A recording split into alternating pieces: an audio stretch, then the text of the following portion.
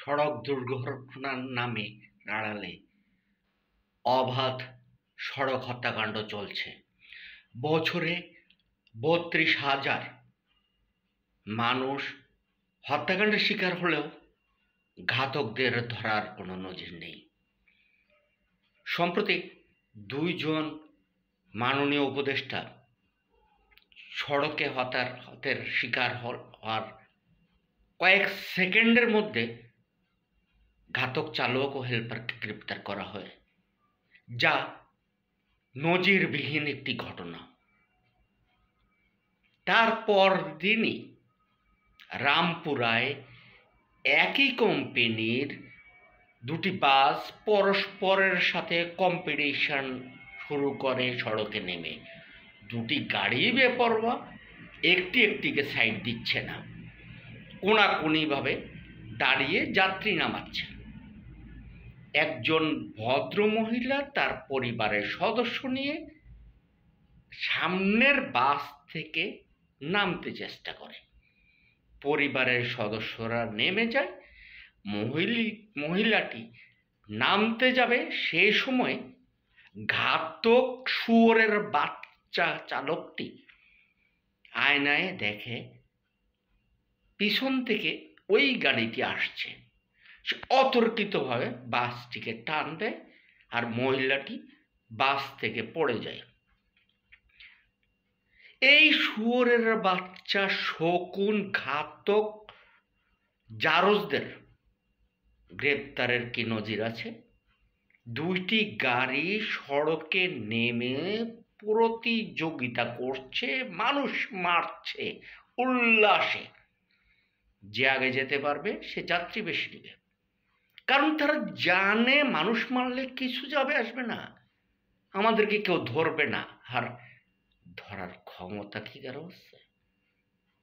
একজন ঘাতককে গ্রেপ্তার করার সাথে সাথে হয়তো ধর্মঘট ডাকবে, আর নয়তো যারা ধরবে তাদেরকে মোটা অঙ্কের টাকা দেওয়া আছে, আর নয় ম্যানেজ করা আছে। আমরা কি গরু ছাগল? সড়কে আমরা একের পর এক হত্যাকাণ্ডের শিকার হচ্ছি, কিন্তু ঘাতকদের ধরা হচ্ছে না। মেধাবী শিক্ষার্থী আদনান তাসিন, যার জন্ম এই ডিসেম্বরে, তাকে জোয়ার সাহারাবাজার বাস স্ট্যান্ড জেব্রা ক্রসিং এর উপর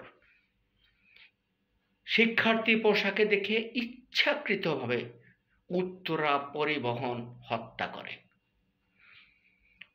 করে ঘাতক চালক, বাসের মালিক, পরিচালক তারা সেন্ট জোসেফে চলে যায়। সেখানে গিয়ে শিক্ষার্থী শিক্ষককে ম্যানেজ করে।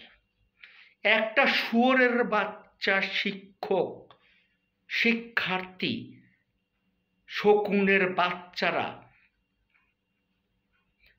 ন্যূনতম প্রতিবাদ করেনি। আদনান তাসিনের জীবনের বেশিরভাগ সময় ছিল বারিধারা স্কলার্স। সেখানে তার বহু সাফল্য। কেজি নার্সারি থেকে সে ম্যাট্রিকটা পাশ করলো, এসএসসি পাশ করলো স্কুল থেকে।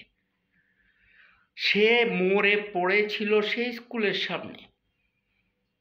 তখন সেই স্কুলে চলছিল সাংস্কৃতিক অনুষ্ঠান, নৃত্য অনুষ্ঠান।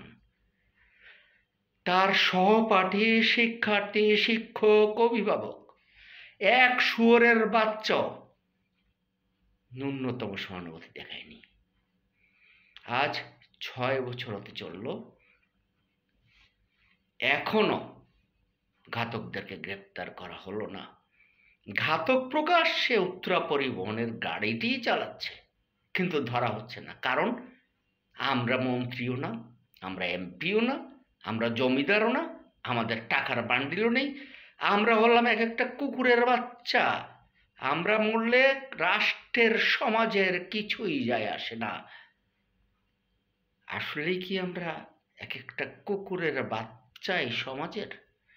আমরা মরলে রাষ্ট্রের কিছুই যায় আসে না।